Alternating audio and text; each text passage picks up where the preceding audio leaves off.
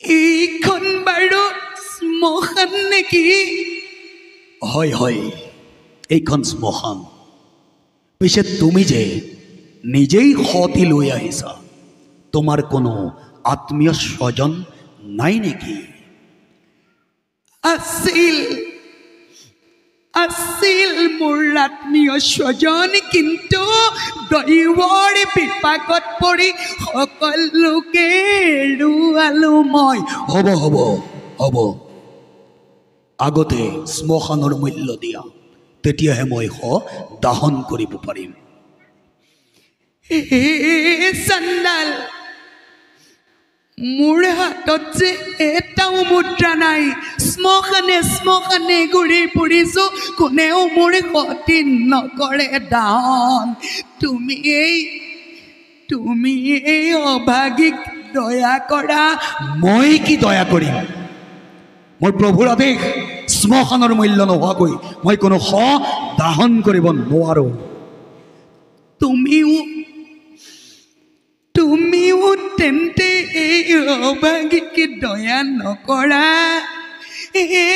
কাশীনাথ, তোমাৰ সাক্ষাততে ধনৰ অভাৱত নিষ্পুত্ৰক মই গংগাৰ জলত দিম বিসৰ্জন।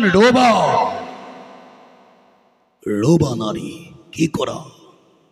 ময়েই দাহন কৰিম তোমাৰ পুত্ৰক, কিন্তু ইয়াৰ মৃত্যু হ'ল কেনেকৈ?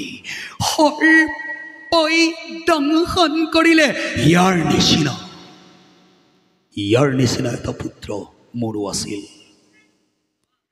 দৈৱৰ বিপাকত পৰি পুত্ৰ পত্নী সকলোকে হেৰুৱালো মই। মোৰ পত্নীৰ দৰে পতিব্ৰতা তিৰোতা আজিলৈকে মই কাকো দেখা পোৱা নাই। চাণ্ডাল, ৰাতি প্ৰায় শেষ হৈ আহিছে। পুৱাৰ আগত ঘূৰি যাব লাগিব। যদি তোমাৰ অন্তৰত দয়া উপজিছে, সোনকালে সতি কৰা দাহন। হ'ব দেৱী, নাকান্দিবা। দিয়া, সতি মোৰ ফালে আগবঢ়াই দিয়া।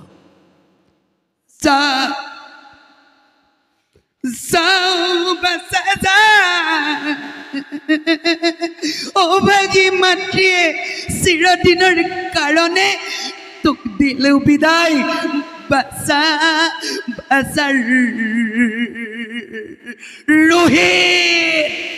ৰোহিত, ধন্যবাদ দিছোঁ সকলোকে, ধন্যবাদ জ্ঞাপন কৰিছোঁ। কণ্ঠৰ স্বৰভংগৰ ওপৰত পিছখন ক'ব লাগে, কোন ৰোহিত আৰু তুমি কোন?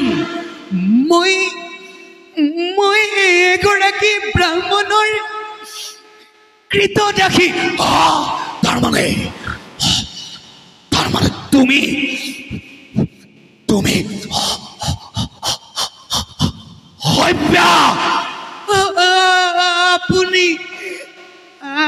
আপুনি নাথ। মই সেই দানবীৰ ৰজা হৰিচন্দ্ৰ